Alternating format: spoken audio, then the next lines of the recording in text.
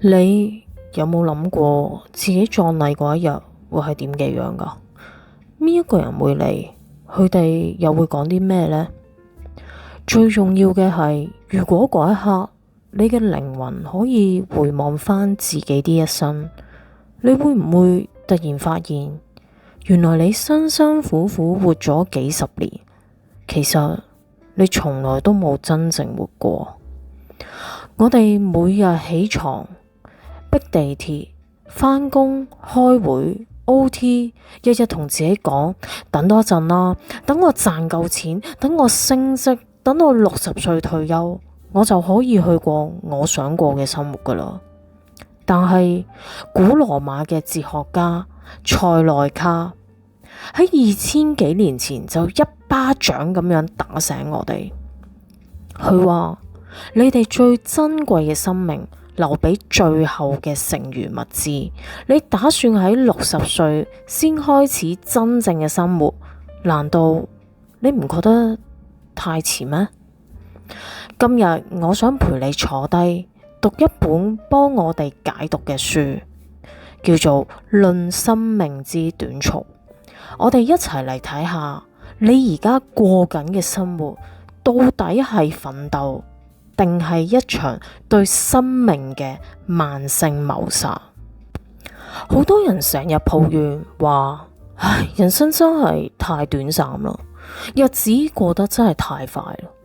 但係塞內卡喺書入面一開始就寫咗一句好震撼嘅話，佢話唔係人生太過短促啊，而係我哋浪費咗太多嘅時間。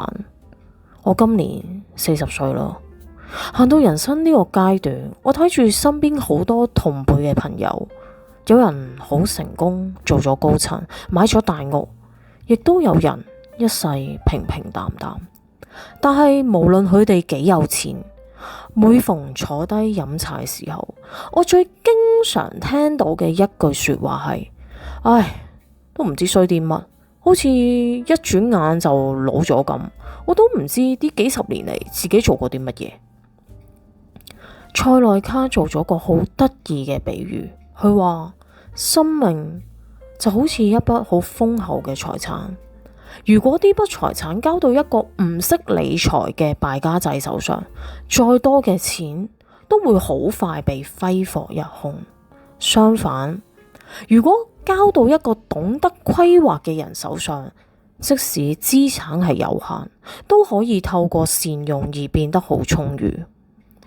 我哋對錢好孤寒，如果有人問你借1萬蚊，你一定係會左思右想噶。點解啊？因為驚佢唔還啊嘛。如果有人想搶你間屋，你甚至係會同佢搏命噶。但係好奇怪喎，當人哋嚟搶你嘅時間嘅時候，例如可能去一個無聊嘅飯局，做一堆冇意義嘅工作雜務，或者喺度係咁滑手機，睇埋晒啲無謂嘅八卦新聞，你居然大方到不得了，雙手奉上所有嘅時間。你試下回想一下，你上一次安安靜靜睇完一個日落，中間完全冇望過手機，係幾時嘅事啊？你上一次同最愛嘅人食飯，心入面完全冇諗住公司 project， 又係幾時嘅事啊？我哋一邊抱怨時間唔夠，一邊就將時間好似垃圾咁樣崩走去。呢個就係塞內卡講嘅慢性謀殺。塞內卡生活喺2000年前嘅羅馬帝國，當時嘅羅馬係全世界最繁華嘅地方。佢喺書入面描繪咗好多當時嘅成功人士。佢話有啲貴族每日忙到連去廁所沖涼都要人哋孭住入去。佢哋每日忙住交際，忙住爭權奪利，忙住數自己有幾多間屋。喺普通人眼中，佢哋係高高在上嘅大人物。但係塞內卡搖搖頭，講咗一句好刻薄但好真實嘅說話。呢啲人唔係喺度享受緊生活啊，佢哋只係忙碌嘅奴隸。我同大家講個故事啊，係我一個老朋友嘅真實經歷。佢30幾歲嘅時候開咗一間廣告公司，佢係典型嘅拼命三郎，每日工作16個鐘。每次我約佢，佢都話：喂，阿靚，下個月啦，等我搞掂埋呢個客，我哋一定出嚟飲杯嘢㗎。後尾佢生意越做越大，買咗林寶堅尼，住埋去半山，每個人都好羨慕佢。有一次，佢終於約我食飯，嗰晚佢叫咗支好貴嘅紅酒，我以為佢會好開心咁同我炫耀，點知佢一坐低，第一句就係同我講：喂，阿靚，我好驚咯。我問佢：你驚啲咩啊？佢話：我前嗰幾日帶個仔去公園，我突然發現佢已經讀緊小學噶啦。喺我嘅記憶入邊，佢好似仲係一個要我抱嘅 BB。喺人生最需要我嗰10年，我完全係缺席咗。我用咗我個仔嘅童年換咗呢支紅酒同埋呢架跑車，我覺得自己好似做咗一場好戇居嘅買賣咁。呢個就係塞內卡喺《論生命之短促》入邊想叫醒我哋嘅嘢。我哋成日以為忙碌就等於有價值，現代社會更加係崇拜忙碌。如果有一晚你唔覆 email，你就會覺得好有罪惡感。但係塞內卡話，冇人可以對一個忙碌嘅人給予真正嘅教導。當你個心塞滿工作，塞滿咗生存嘅焦慮，你其實已經失去咗對生命嘅感知能力。你只係一部識得行、識得食飯嘅機器。好啦，咁我哋通常又點樣安撫自己呢一種嘅焦慮呢？我哋會俾自己開一張空頭支票。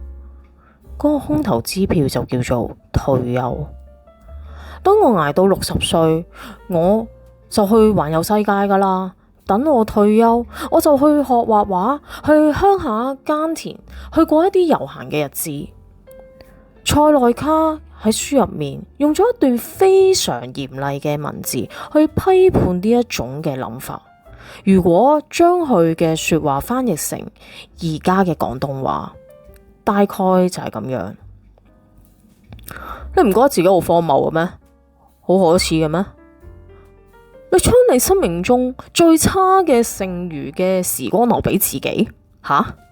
你將你智力最衰退、體力最差、百病纏身嘅年齡當成係享受生活嘅開始啊？你憑咩貪冇自己一定可以活到去嗰個年齡呢？你憑乜嘢又會覺得命運會按照你嘅計劃去發展呢？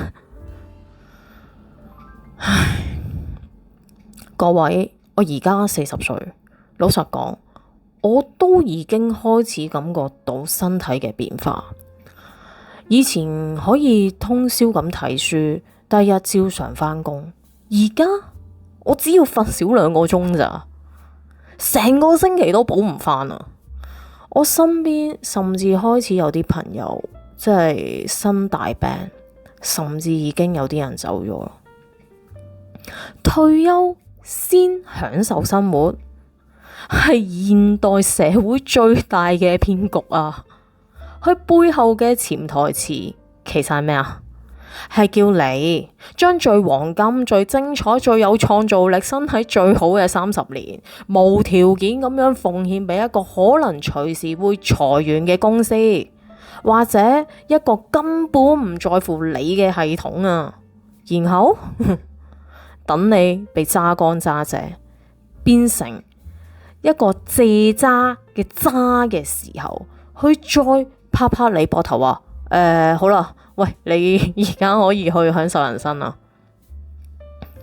問題係到時你仲有冇體力去爬你想爬嘅山啊？你個胃仲容唔容許你食想食嘅美食先？你對呢個世界仲有冇當初嗰種純真嘅好奇心啊？塞內卡話：期望係生命最大嘅阻礙，因為期待依賴明天，卻浪費了今天。當你一味望住嗰個遙遠嘅退休終點線嘅時候，你其實正喺度對你而家擁有嘅呢一刻進行緊慢性自殺。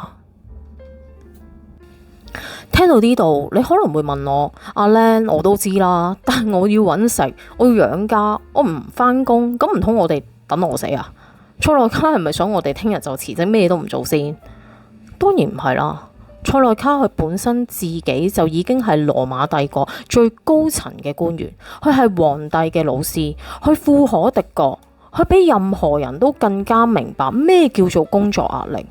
佢寫呢本書唔係叫你逃避現實，而係叫你要奪回心靈嘅主權，要停止被工作慢性咁謀殺。塞內卡喺書入面俾咗我哋3個解藥，如果你而家覺得好攰、好迷茫，不妨試下咁做哦。第一，學識對冇意義嘅事 say no。塞內卡話：有好多嘅忙碌都係我哋自己揾嚟嘅，每個人都係好想去顯得自己好重要，但你可以試下做下呢個實驗，推咗嗰啲你根本唔想去嗰啲嘅社交聚會，拒絕嗰個對你人生冇任何提升嘅無聊項目。你會發現世界唔會因為你講咗一句唔好意思啊，我冇時間而倒塌㗎。相反，你終於幫自己嘅靈魂留返一塊空白嘅地方。第二，將未來嘅享受搬回今日，唔好再講等我退休先做呢句說話。如果你中意攝影，唔需要等退休買部10萬幾蚊嘅相機。而家就用你手上面嘅電話，喺收工返屋企嘅路上影低嗰晚嘅月亮。如果你想學一樣新嘢，今晚收工用半個鐘上網睇下嗰個教學。塞內卡話：唯有將每一天都當做一生嚟度過嘅人，先至唔會懼怕明天。只要你將你想過嘅生活融入去你每一日細微嘅細節入邊，你就已經唔再係工作嘅奴隸。第三，同偉大嘅心靈對話。塞內卡喺書嘅尾聲講咗一段好浪漫嘅說話，佢話：我哋每個人嘅肉體生命都好短，但當我哋讀哲學、讀歷史、讀好書嘅時候，我哋係可以將過去所有聖賢嘅智慧變成我哋生命嘅一部分。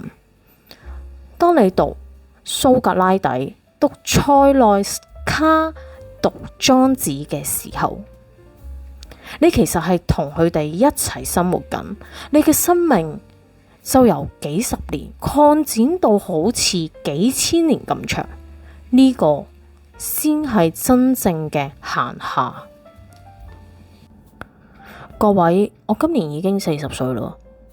喺我行過呢半個世紀嘅人生路入面，我深深體會到一件事：呢個世界冇一份工作係值得你用你嘅靈魂同埋健康去換嘅，亦都冇一個未來係值得你用今日嘅幸福去賭。